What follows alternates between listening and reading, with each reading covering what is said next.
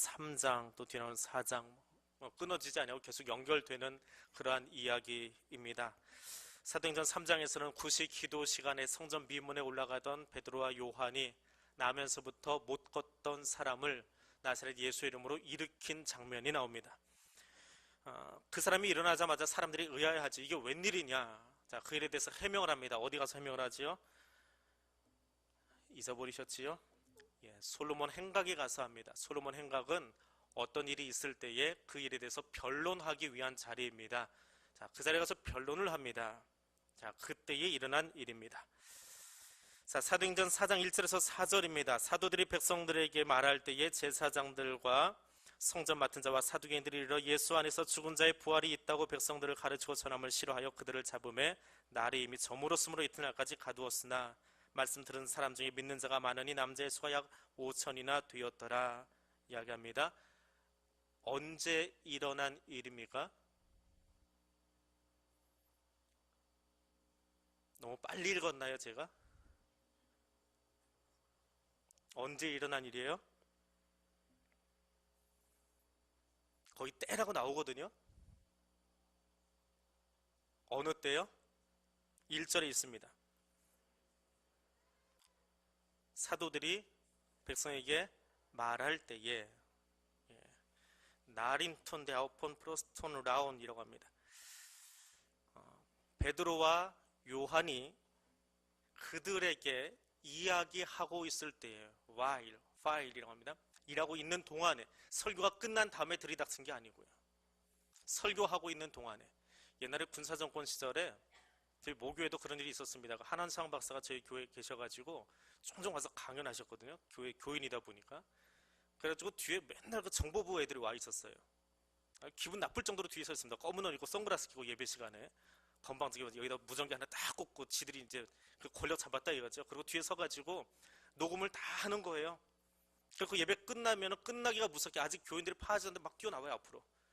그날 뭐 설교 중에 조금이라도 이제 꼬투리 잡힐 만한 게 있으면 목사님 나가고 있는데 거기다 대놓고는 막 뭐라고 합니다. 그럼 교인들 차례에 송영 나오고 있는데 눈을 떠보면 벌써 몇 명이 검은 옷 입은 친구들이 나와 있는 거예요. 그래서 저는 그 정보부 그 국정원 그 사람들이 별로 인상이 안 좋아요.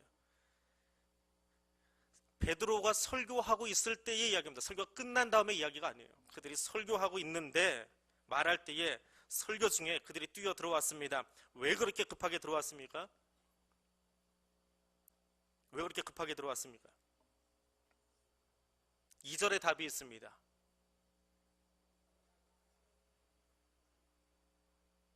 어떤 마음 때문에?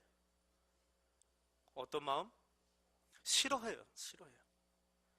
싫어서 그런 거예요. 그들이 예수를 전하는 것이 싫어요.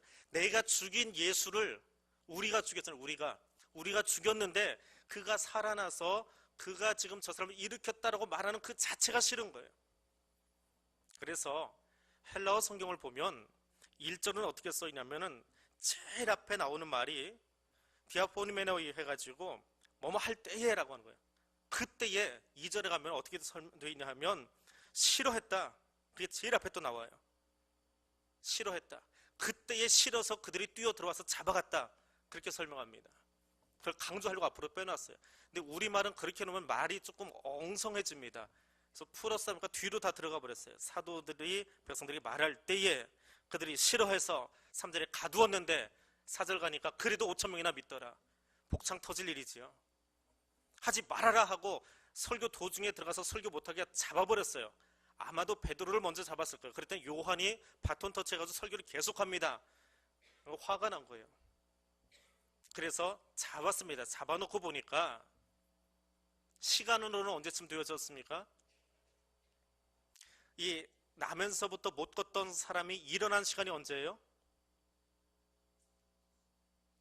제9시 오후 3시.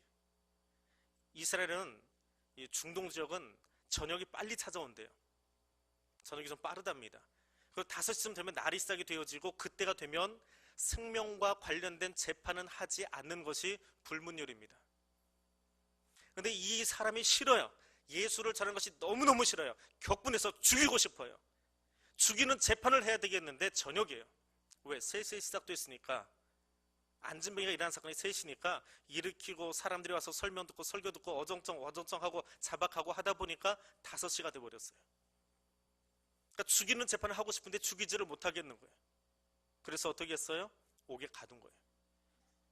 그러니까 이 사건이 만약에 아침에 일어나버린 사건이면 6시나 아니면 3시에 일어난 사건이면 아마 예수를 불법적으로 처리했던 그 사람들이기 때문에 그날로 참수해버렸을지 몰라요. 근데 사건이 9시에 일어났어요. 그리고 2시간 만에 감옥에다가 가두어 버렸습니다. 너무너무 화가 났어요. 왜? 얼마나 화가 났으면 누가 쫓아왔습니까? 누가 잡으러 왔어요? 1절에 나옵니다. 제사장과 성전 맡은 자와 사두개인들이. 제가 괜히 흥분하는 것 같아요. 목소리가 커지는 것 같은데. 자, 제사장, 성전 맡은 자, 사두개인. 제사장은 이스라엘 사회에서 가장 하이 클래스, 가장 높은 사람들이에요. 성전 맡은 자는 요세푸스의 유대 전쟁사라는 책에 보면 이스라엘의 서열 2위인 사람들이에요. 성전 관리, 성전을 24개의 그룹으로 나눠가지고 성전을 관리하는 사람들의 장교 계급들이에요. 그래서 2번째 서열이래요. 그리고 3번째 나오는 사두개인은 그냥 이 사람들 통틀어서 이야기하는 거예요. 그냥 그 당시 이스라엘 사회의 최고의 권력과 명예와 직분과 물질을 다 가지고 있는 그 사람들이 사두개인들이에요. 근데 그들이 와서 잡았대요. 3절에 보니까 그들을 잡음에, 우리말에는 빠져 있습니다. 손이라고 하는 단어가 빠져 있습니다. 하수, 자기 밑에 있는, 데리고 있는 하인들, 그 사람들을 시킨 것이 아니고 누가? 그들이 직접 멱살 잡은 거예요. 야, 어디서 지금 이러고 있는 거야?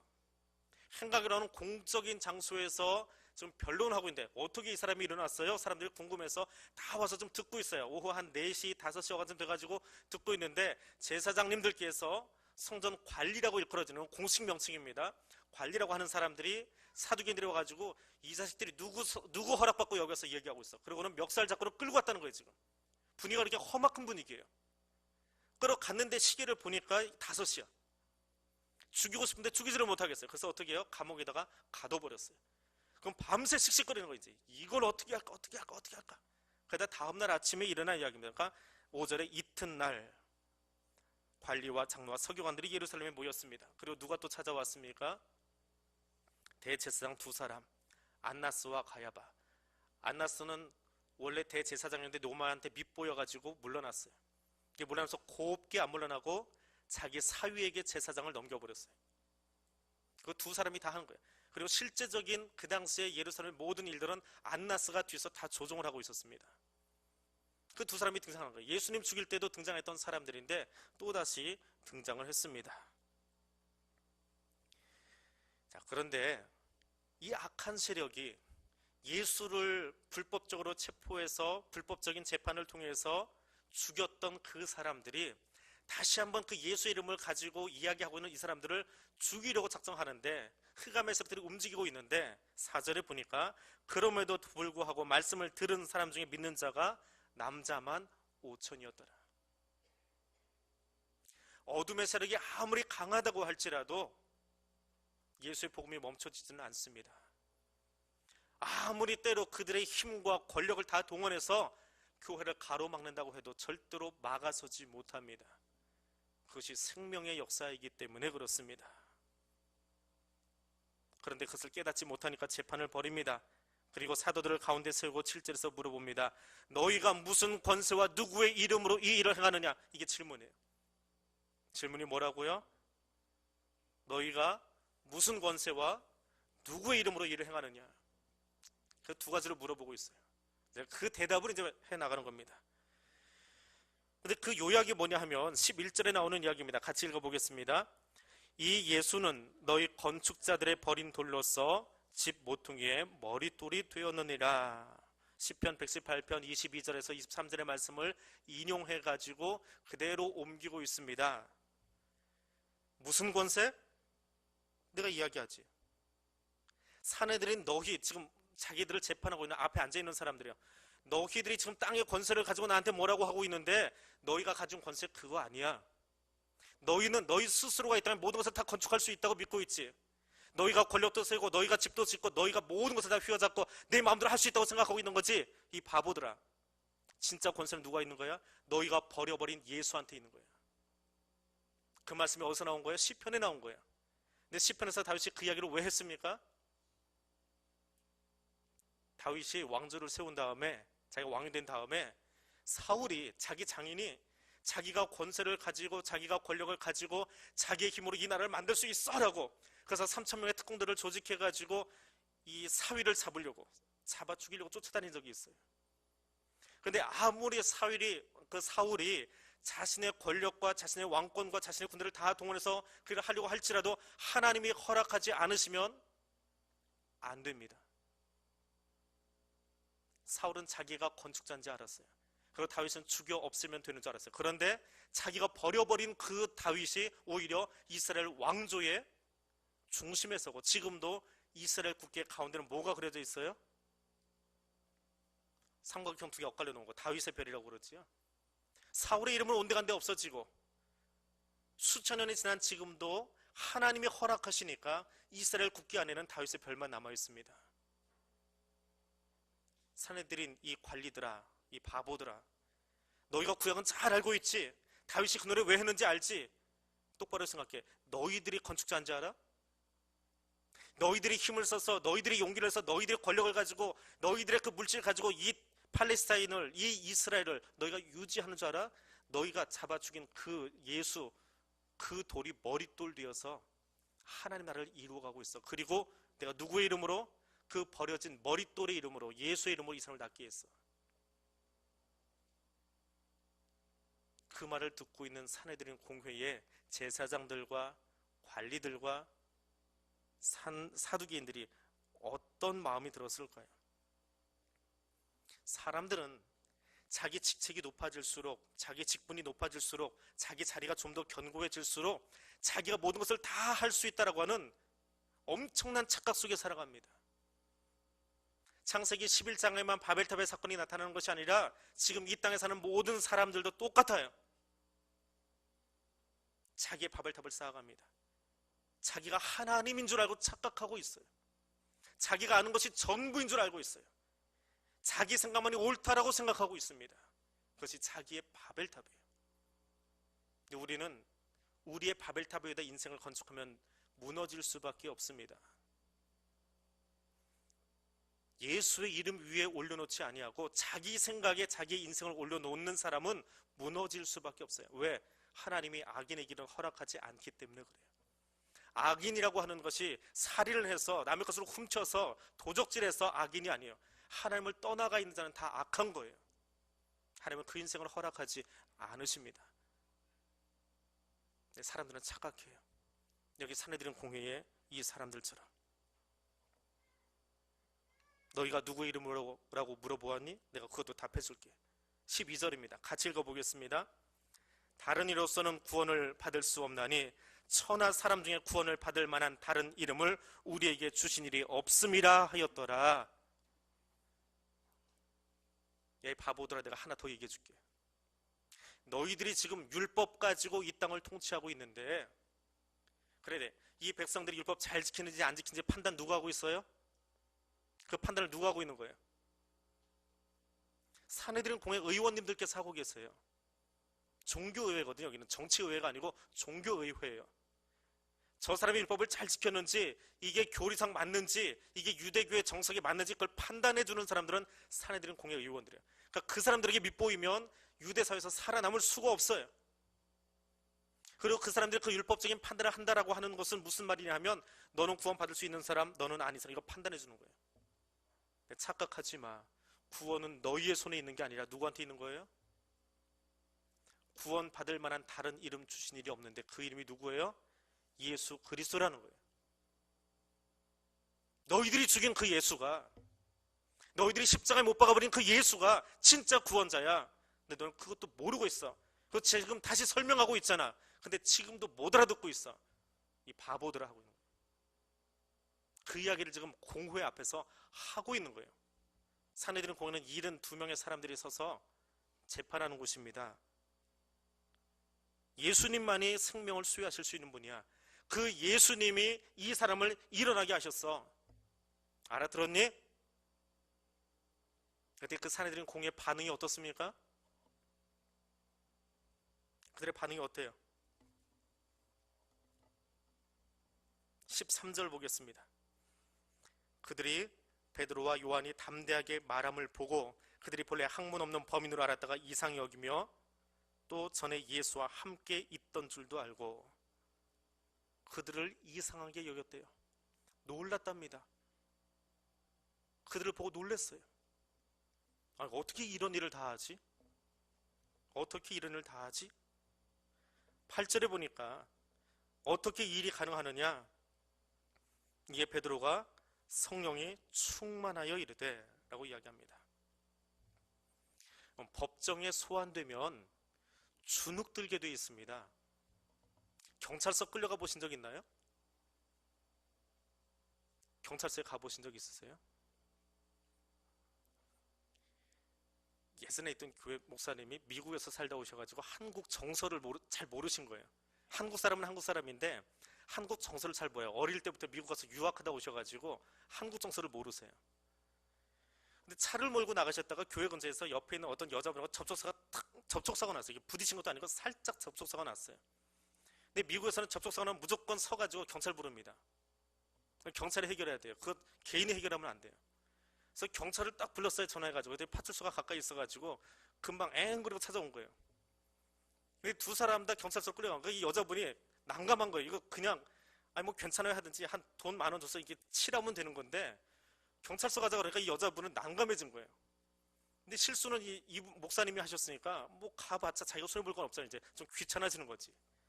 파출소 갔다가 거기서 본서로 넘긴다고 조서를 쓰다가 이제 절차가 길어지기 시작하는 거예요. 서초경찰서까지 가게 생긴 거예요. 그 목사님, 이거 아닌데? 미국에서는 경찰이 출동하긴 하지만 와가지고 CCTV 가려주고 거기서 뭐 간이 재판 비슷하게 해서 끝내버립니다. 근데 뭐 파출소 갔다 본서 갔다 이렇게 일이 복잡해지지 않거든요. 갑자기 난감해진 거예요. 그래서 교회로 전화가 왔어요. 교회에 있는데. 장로님 중에 이제 전직 경찰이 있습니다. 우리나라는 또 전관이호라는 게 있잖아요. 그럴 땐 또 그거 쓰기 참 좋더라고요. 그래서 장로님한테 전화해서 장로님 여기 사고 났습니다. 목사님이 사고 쳐가지고 경찰서가 있습니다. 급해가지고 그렇게밖에 얘기를 못했어요. 장로님 금방 빨리 뛰어나오셔야 되니까.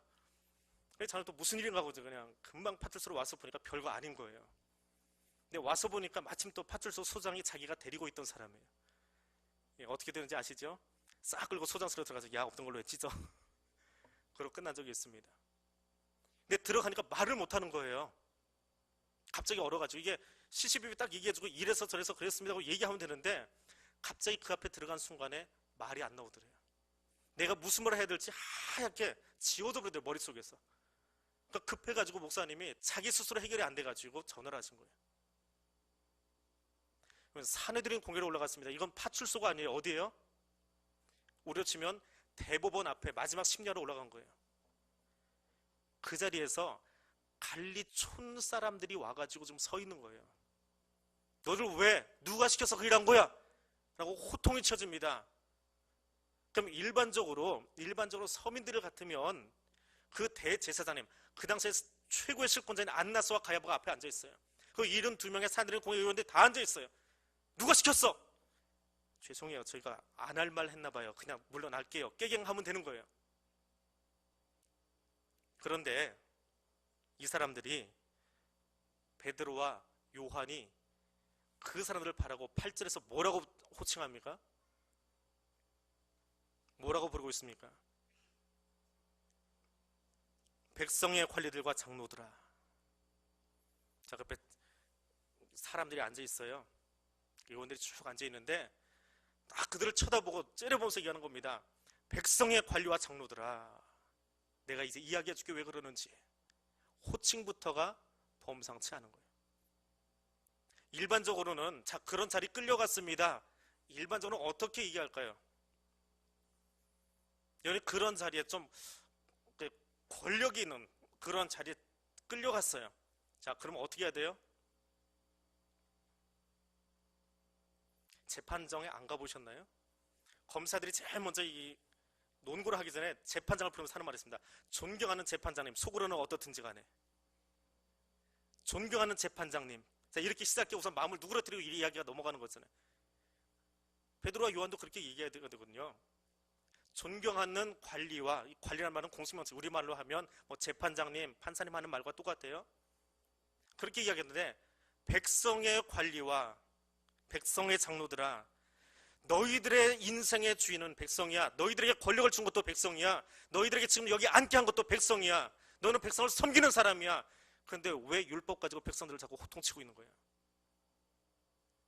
너희가 가지고 있는 직분, 너희가 가지고 있는 그 자리, 성도들이 뽑아서 섬기라고 세우는 자리야. 근데 왜 떵떵거리고 있어? 베드로 요한이 거기다 대고 소리 지르고 있다고요. 그러니까 기겁하는 거예요. 다른 여느 사람 같으면 다 와서 존경하는 재판장님 잘못했어요, 그렇게 안 할게요 라고 하는데, 그리고 10절에 가서는 뭐라고 합니까? 너희가 죽인 예수가 머릿돌이 되었어.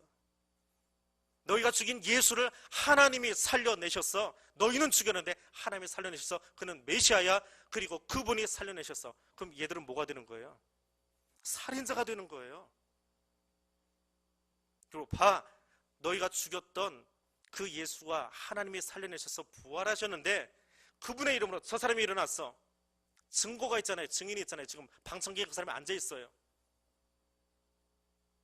그러면 어젯밤에는 좀 화가 나가지고 우리가 죽여놓은 그 예수를 살아나네 뭐하네, 뭐 그거는 둘째치고 살아나지 안 났는지는 그들이 자기들이 거짓말해서 다 감춰놓았으니까 없다 치더라도 누구의 이름으로 이 사람이 일으켰느냐 하는데 일어난 증거가 있잖아요. 그럼 뭐라고 해야 돼요? 지도자들이 존경받으려면 사과할 줄 알아야 됩니다. 잘못한 일에 대해서 사과할 줄 알아야 돼요. 사과할 줄 모르면 지도자의 권위가 세워지지 않습니다. 잘못했을 때는 잘못한 것을 인정할 줄 알아야 돼요. 대한민국의 지도자들이 그 잘못했습니다라는 말을 못해가지고 계속 궁방만 먹고 사는 거예요. 잘못한 것에 대해서는 무릎 꿇을 줄 알아야 되는 거라고요. 근데 사내들인 공회 의원들이 그래요. 무릎 꿇을 줄 몰랐어요. 아이고, 그래, 내가 보니까 어제는 그냥 사람 얘기만 들었는데 그게 아니고 저기 일어난 사람이 있었네. 그래, 잘못했어. 여러분, 저희가 어제 또 가가지고 성질급하게 그냥 나도 욱해가지고 멱살 잡고 왔는데 실수했어요. 그러면 백성들이 그런 모습 보고 더 존경했을 거예요.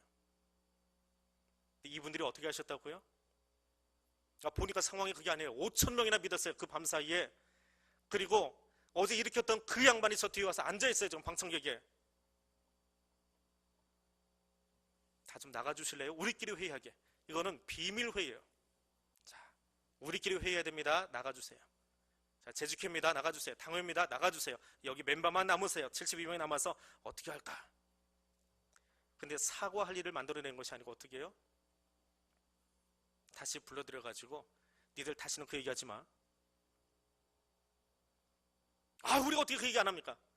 그래서 다시 한번 또 그 얘기 해보기만 해봐. 그냥 안 놔둘 거야. 그리고 내보냈어요. 자, 그 이야기를, 제가 지금 설명한 것 같은 이 이야기를 누가 듣고 있었어요? 방청객으로 온 사람들이 다 들었어요. 어제 오후 9시부터 시작해서 이 재판이 끝날 때까지 일어난 그 모든 일들을 방청객들이 듣고 보았어요.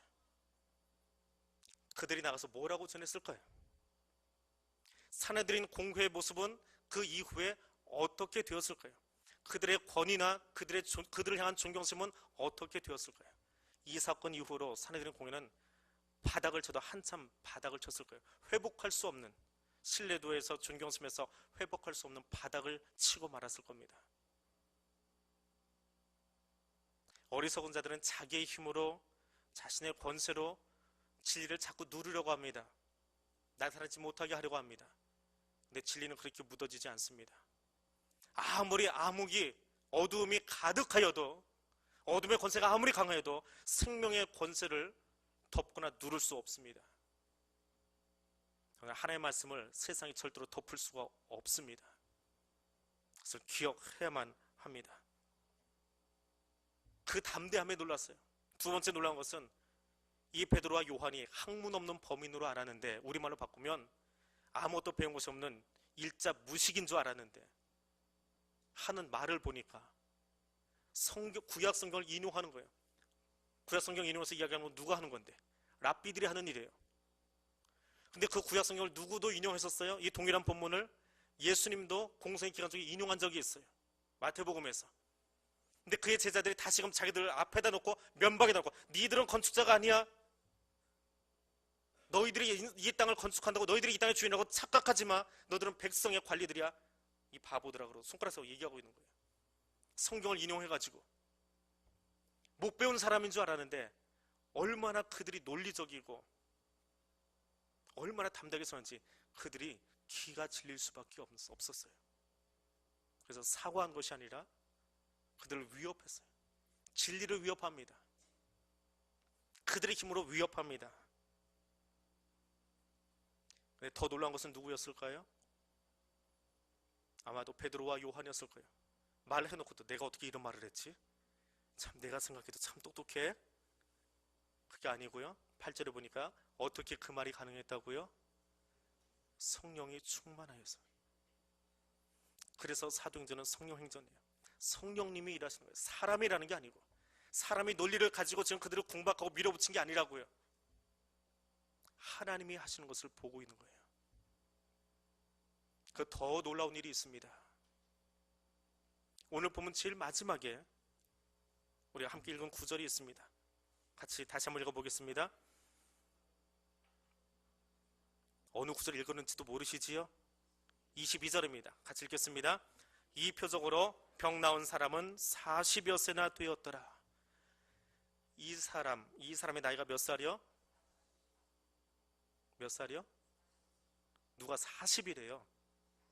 40여 세, 40살이 넘어갔다는 거예요. 그냥 40 가까이는 되었는데 40여 세나 되었더라 라고 하는 말이에요. 왜 여기다 이 사람의 이름을 밝히지 않고 왜 이 사람의 나이를 밝혔을까요? 왜 그랬을까요? 뭐가 중요하기 때문에? 지금 이 사건에서 이 사람의 이름보다 더 중요한 게 뭐예요? 나이예요. 어렵게 생각하지 마세요. 나이를 밝혔잖아요. 이 사람의 이름은 아무개였더라. 그러면 아마 이 사람이 나중에 그 이름을 가지고 어떤 제자 역할을 감당했다라고 설명하기 위해서 이름이 나왔을 거예요. 그런데 지금 나온 게 뭐예요? 나이예요. 그 사람이 40여 세나 되었대. 근데 그 사람이 어떤 사람? 3장에서부터 보니까 성전 미문에서 한 번 줍쇼 하고 구걸하고 있던 사람이에요. 근데 그 사람이 베드로와 요한의 이야기를 듣고 나사렛 예수 이름으로 일어나 걸으라 했더니 갑자기 뛰어 일어나더니 펄쩍펄쩍 거리면서 성전에 들어가서 노래하던 사람이에요. 그러다 사람들이 그를 자꾸 쳐다보니까 놀래가지고 나 이거 어떻게 된 거냐고 그러고는 가서 어떻게 했어요? 베드로 뒤에서 찰싹 안겨가지고 이 사람이 그랬어 그걸 보여주는 거야. 이 사람 때문에 내가 살아났다 그러고 거기 달라붙어 있는 거예요. 그러니까 사람들이 그 사람 때문이야? 대체 어떤 일이야? 설명 좀 해줘. 소돔 행각으로 다 쫓아갔습니다. 근데 이 사람들은 갔겠지요. 확신이 나가지고 눌러라면서 갔을 거야. 자기도 궁금할 거 아니에요. 대체 어떻게 나를 낳겠는가? 그랬더니 설명을 하니까 누구 때문에? 누구 때문에? 예수 때문에. 예수에 대한 소문은 얼마 오래된 사건이 아니에요. 지금 사도행전 이 이야기 속에서는 2달도 채 안 된 사건이에요. 2달 전에 골고다에서 누가 죽었는데 그게 예수래. 근데 그 예수를 하나님이 살리셨대. 그리고 그의 이름으로 내가 일어났대. 근데 그 예수 이름 운운하는 것은 대제사장들이 사람을 사가지고 야 그 무덤에서 시체 빼나갔다고 하니까 아무도 그 사람 살아났다고 얘기하면 안 돼. 말하면 니들 다 죽는 거야. 그리고 금언령 말 못하게 그렇게 선포도 있었거든요. 근데 그것을 지금 베드로와 요한이 이야기하고 있어요. 근데 그 예수가 날 살렸대요. 그래? 그렇게 이야기를 막 하고 있는데 누가 나타났어요? 최고 권력자들이 나타나서 멱살 잡아가지고 끌고 가버리는 거야. 죽이겠다고. 눈이 막 빨개가지고는 분노해가지고 격분해가지고 우리는 싫어했다 그러는데 헬라어 성경은 격분했다 그래요. 막 싫어가지고 막 혈압이 올라가지고 끌어갔어요. 그날로 죽일 것처럼. 그러다 저녁 시간이 돼서 못하고 다음날 재판이 벌어지는데 거기에 이 사람이 앉아 있었어요. 그 사람 나이가 몇 살? 40이었어요. 왜 나이가 중요하냐? 대한민국 남자들의 평균 수명이 얼마입니까? 저도 몰라요. 조사 안 해서. 근데 한 가지 로마의 남자들의 평균 나이는 몇 살일까요? 이거 보니까 여기 나이가 중요하다고 그랬잖아요. 40 미만이에요. 평균 이상으로 산 거예요. 대한민국 남자들의 평균 나이가 70인지 80인지 모르겠지만 평균 이상으로 사시는 분들이 계시지요. 예. 그분들이 지금 나타났다는 거예요. 쉽게 이야기하면. 그러니까 일어난 사람이 어린아이가 아니에요. 성장 발달이 늦어가지고 좀 늦게 일어날 수 있어요. 그런 사람 아니에요. 평생에 그냥 그렇게 살다가 40살 됐으면 죽을 나이에요. 그 당시에는. 아주 노인이에요. 근데 그 사람이 일어났어요. 평생 일어날 수 있는 그런 사람이 아니에요. 근데 그가 일어났어요. 그리고 평생에 앉아서 구걸만 하고 있던 인생이 좀 폈어요. 이제 일어나서 걸었다고요. 그럼 어딜 제일 가고 싶을까요? 여러분, 앉아봐 있질 않아서 몰라요. 그 사람의 심정 몰라요. 가난해 본 사람만이 가난이 뭔지 알고요, 앉아있던 사람이 일어나야 그게 무슨 심정인지 알아요. 평생을 앉아있다 일어났으니 가고 싶은 데가 얼마나 많겠어요. 보고 싶은 사람이 얼마나 많겠어요. 내 힘으로 걸었다 얼마나 소문내고 싶겠어요. 그런데 자기를 일으킨 두 사람이 설교하다가 끌려갔어요. 어디로? 사람들은 공회로. 누구 이름 얘기하다가, 예수 이름 얘기하다가, 그 이름 얘기하면 어떻게 되는데? 어떻게 돼요? 죽어요. 그 이름 얘기하면. 그때는 그 이름 얘기하면 안 된다고요. 그 사람들이 가서 그거 증언하려고 쫓아갔어요. 근데 나도 지금 거기 가 있는 거예요. 그러면 엮어 그러면 어떻게 되는 거예요?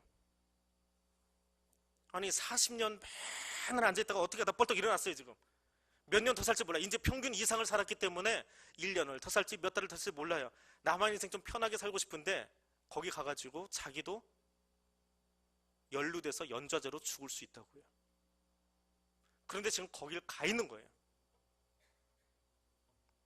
그 사람의 나이가 40여 넘어갔더라. 평균 이상으로 사는 사람이더라. 나이 들어서 이제는 세상으로 한번 간 사람일지도 몰라요. 그런데 그 자리에 가야만 돼요. 왜? 그게 나를 일으킨 예수 이름에 대한 내가 사는 모습이에요. 그분이 나를 일으키셨다면 내가 오늘 하루를 살다 여기서 목부임을 당해서 죽을지라도 거기 가야 되는 거예요. 그래서 거기 가는 거예요. 그게 너무나 놀라운 거예요. 그래서 그 사람이 이름이 아니라 어떻게 해요? 40여세나 되었더라라고 하는 거예요. 여러분, 40여 년 동안 구걸하면서 살던 사람의 마음 상태는 어떨까요? 긍정적일 것 같아요? 부정적일 것 같아요? 능동적일 것 같아요? 수동적일 것 같아요? 근데 그 부정적이고 수동적이던 그의 인생이 어느 아침에 갑자기, 그래, 내 인생은 내가 주도적으로 살 거야, 거의 쫓아가서 내가 오늘 하루를 죽더라도 가서 증언해야지, 그렇게 바뀔 수 있으려면 사람의 힘으로 가능해요? 그렇지 않아요. 그러니까 정말 예수를 만난 거예요. 정말 예수 만나고 나면 자기 인생을 사는데 그렇게 책임 있는 인생으로 살아갈 수 있게 되더라라고 하는 겁니다. 폴 발레리라고 하는 사람이 있습니다. 프랑스의 사상가이고 철학자인 사람인데, 그대가 용기를 내어 생각하는 대로 살지 않으면 머지않아 그대는 사는 대로 생각하게 될 것이다. 살면서 이게 답이야 그러고 있을 거예요. 지난주에 신문에 그런 이야기 하나 실렸습니다. 영국 데일리 메일이라고 하는 신문에 실린 것인데, 영국의 워킹턴이라고 하는 지역에서 10년 전에 일어났던 일입니다. 칼리 로저스라고 하는 16살 된 여자아이가 복권에 당첨됐어요. 얼마짜리에 당첨됐을까요? 190만 파운드, 우리나라 돈으로 32억 원짜리 복권에 당첨됐어요. 영국 역사상 최연소로, 그리고 가장 예쁜 여자아이가 뽑혔어요. 얼마 신문에까지 났어요. 그 16살 때 사진 찍어놓은 거 보니까 정말 아이가 예뻐요. 서양인이라서 그런지 모르겠지만 하여튼 예쁘고, 그리고 돈도 참 많이 가져갔어요. 10년 뒤에 지금 26이 됐습니다. 그 아이의 통장에 돈이 얼마나 남아있을까요? 많이 안 남아있으니까 물어보겠지요? 32억을 복권을 수령을 했습니다. 지금 남아있는 돈은 340만 원 남아있대요. 그럼 10년 동안 대체 그 여자아이가 어떻게 살았느냐? 16살에 복권이 당첨돼, 어머니도 참 그 아이 때 다 쓰라고 그냥 줬나 봐요. 그랬더니 이 아이가 매일 쇼핑하고 매일 친구들 불러서 잔치하고, 얼마나 크게 썼는지 몰라. 하여튼 10년 동안 그동안 다 써버렸어요. 매일 쇼핑하고 매일 잔치하고 매일 성형수술하고 하다 마지막에 할 게 없으면 사람들이 따라가는 데가 하나 있습니다. 쇼핑도 하다가 실증나요. 성형도 하다가 실증 나요. 먹는 것도 실증이 나요. 잔치도 실증이 나요. 그러면 내 정신줄 놔버리는 일밖에 없어요. 정신줄 놔버리면 사탄이 우리에게 가져다 주는 게 딱 하나 있습니다. 아주 재미있는 약이 하나 있는데 마약을 하기 시작했어요. 몸도 마음도 육체도 다 망가졌어요. 근데 그때 아이가 결정했어요. 내가 사는 대로 생각하는 것이 아니라 내가 새롭게 생각하고 내 인생을 살겠다. 그리고 그의 통장에 340만 원이 남았을 때에 방향을 결정했어요. 이제는 내가 다시 살아야 되겠다. 16살 나이에 내가 감당하기에는 너무나 많은 당첨금이 내게 들어왔어. 그런데 그 돈은 나에게 행복이 아니라 고독과 상처만 갖다 주었어. 그래서 이제는 그것과 이별하고 내 힘으로 스스로 노력해서 공부하고 내 인생을 개척할 거야. 그래서 지금 간호사 공부를 하고 있습니다. 새로운 인생을 살고 있는 26살에 칼리 로저스의 사진이 그 신문에 실렸어요. 그리스도인은 사는 대로 생각하는 존재가 아니에요. 예수를 만나고 나서 내가 어떻게 살 것인가를 생각하고 결정하고 살아가는 사람들입니다. 사는 대로 자기를 방치하지 않았던 칼리 로저스처럼 성령님이 주시는 생각으로 사내들은 공회에 나가서 이야기했던, 나면서부터 못 걷던 그 사람처럼 오늘 여러분에게 물어보십시오. 내 자신에게 한번 물어보시기 바랍니다. 나는 정말 예수와 함께 살고 있습니까? 말씀을 나를 위한 도구로 악용하고 있지는 않지요. 하나님이 내 기도 들어주지 않으시면 아무것도 아닌 것처럼 하나님을 하나님 되게 하시기 바랍니다. 말씀을 나를 위한 도구로 사용하던 그 사람들은 사내들인 공유의 사람들이에요.